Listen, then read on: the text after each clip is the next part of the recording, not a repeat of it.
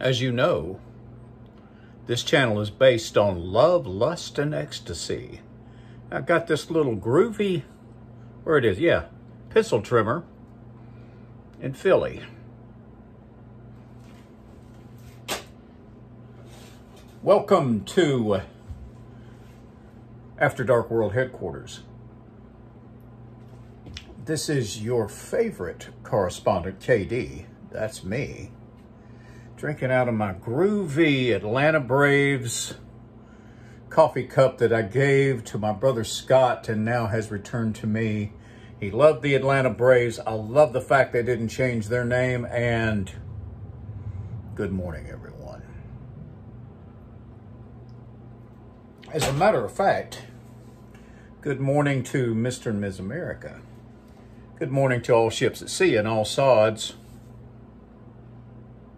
everywhere.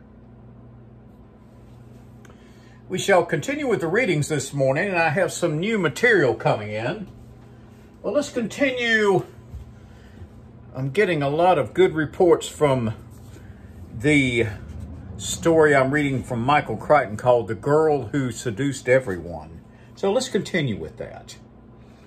All right, so Dr. Geller has told Dr. Crichton that he needs to interview her mother. I interviewed the mother, a bland, worn woman of 50. She had swollen ankles. She kept crossing and uncrossing them. Helen was upset to learn that Karen was in the hospital for a mental problem. She had worried about Karen for a long time. Karen had been a difficult child to bring up.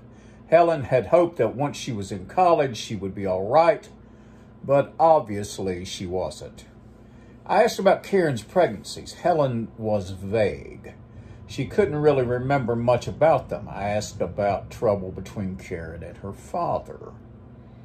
Helen said they had never gotten along. I asked about sexual improprieties. Helen said, like what? I asked about the sexual activities of any kind. Did Karen tell you that? Helen said. She is such a little liar. It isn't true. I don't know how she could say that. It isn't true? Of course it isn't true. Dear God, what kind of people do you think we are? Then why would you send her to foster homes? Because she was still seeing those boys, that's why. We had to get her away from those boys. She told you that about Henry.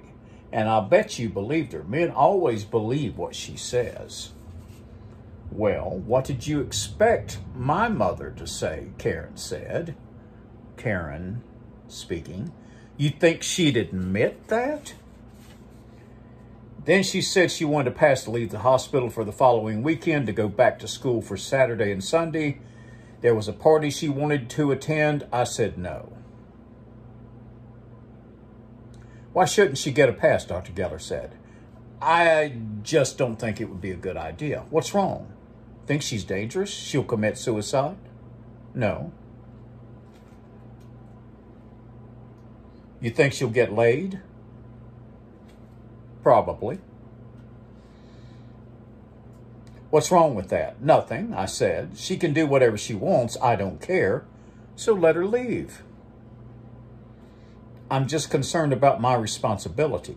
Your responsibility is to make a diagnosis, not to run her life.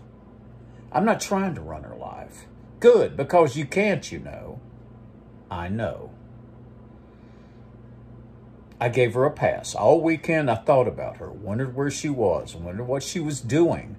I spent some time at my apartment, but my thoughts were elsewhere. Karen's life seemed dangerous. She lived on the edge in a way that was unfamiliar to me. I'd always been so safe, so cautious in my own life. Here was somebody who just did what she wanted to do, and whatever she felt like saying, acted the way she wanted to act. I was beginning to have dreams about her, her eyes, her legs. You'll have to come back tomorrow morning to continue to see how Karen's weekend was. Michael Crichton Travels. I can highly recommend it. Got some new material. Naughty Adult Joke Book. I'm just going to read a joke, and then I'm going to tell you what I think. The new pair of boots. A new man was very proud of his latest purchase, a new pair of boots. He could not wait to show them off at his favorite hangout joint. He'd been dancing with this one girl for a few minutes when he told her, "I bet you I can correctly guess the color of panties you have on." "Sure," she said. "Tell me what color they are." He shot up and answered, "Blue." Perplexed, she said, "How could you tell?" "My new shiny boots reflected them," he answered. She came back a few minutes later with a lady and said, "Here, have my sister dance with you and tell her what color hers are."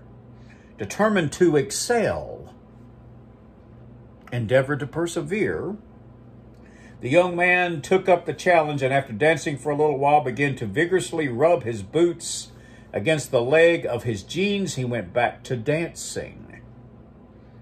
A few minutes later, he began to ask the new girl some questions. "What color are the panties you have on? I'm having a hard time figuring that out." The new girl replied, "I'm not wearing any." "Great," he replied with a sigh of relief. "For a moment, I thought my new boots had a crack."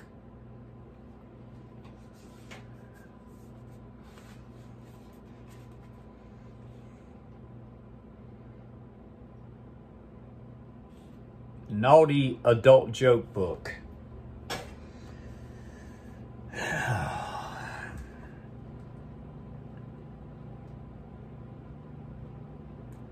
I guess I'll come back to that. I rate that joke about, on a scale of 1 to 10, about a 2. Now let's get some real action. However, I need to get, when we read Xavier Hollander, I always like to live the dream. I got a new book.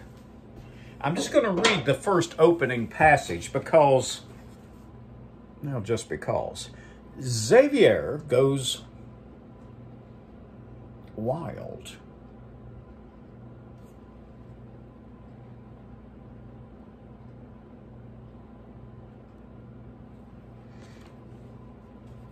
Xavier goes wild, wilder, wildest.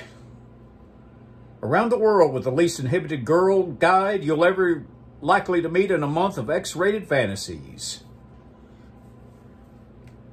Meet Leo and Maria, Europe's super swingers, and the Amsterdam Souls.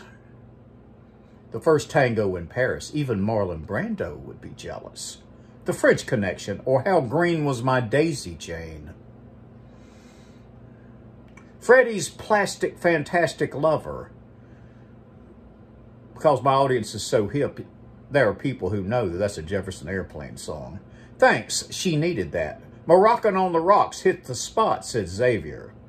Sex without a hitch is good for several uncomplicated orgasms. Hot buttered rump is kinky with a capital E for Englishmen. The sensuous drill, different strokes do different folks just fine. Happy hooker's hot seat. She asked for it. And here's what you asked for.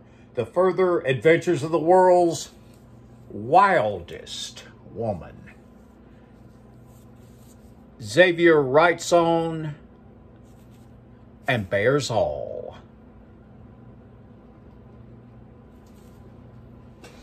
Let's finish up with a letter to Xavier.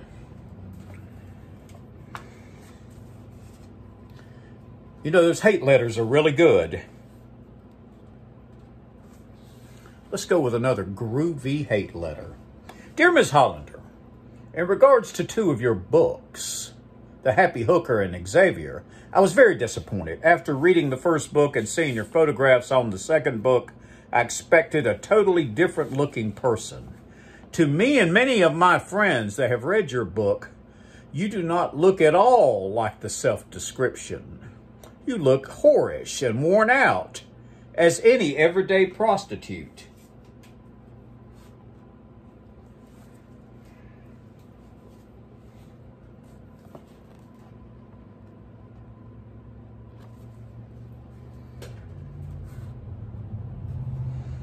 We really cannot see what any of those charming men can see in you, unless their descriptions are as false as yours.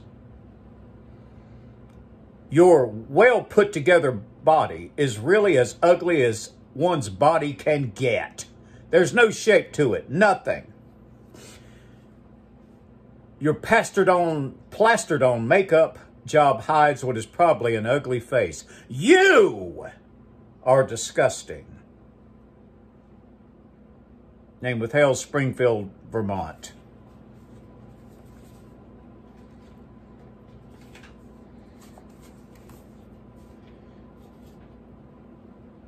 Boy, some people just can't help being jealous, can they?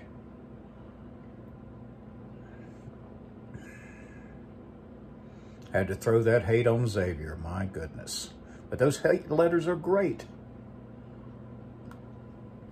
It's time for me to roam the earth. It's an early Tuesday morning, the 30th, last day of November. National Goof Off Month kicks off tomorrow. I'm at 43 subscribers now. I'd really like to have 44 because 44 is the new 43. Anyway. Always be nice until it's time not to be nice. Be kind to animals. Get consequential shit done. Forget about the frivolous shit. We don't have time for it. We don't have unlimited time here wandering the earth. Remember that. Never complain and never explain. Discipline equals freedom.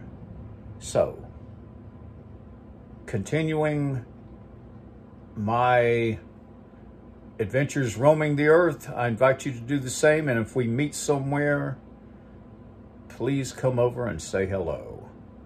For After Dark World Headquarters, this is KD, your favorite correspondent, wishing you a great Tuesday morning, afternoon, and evening.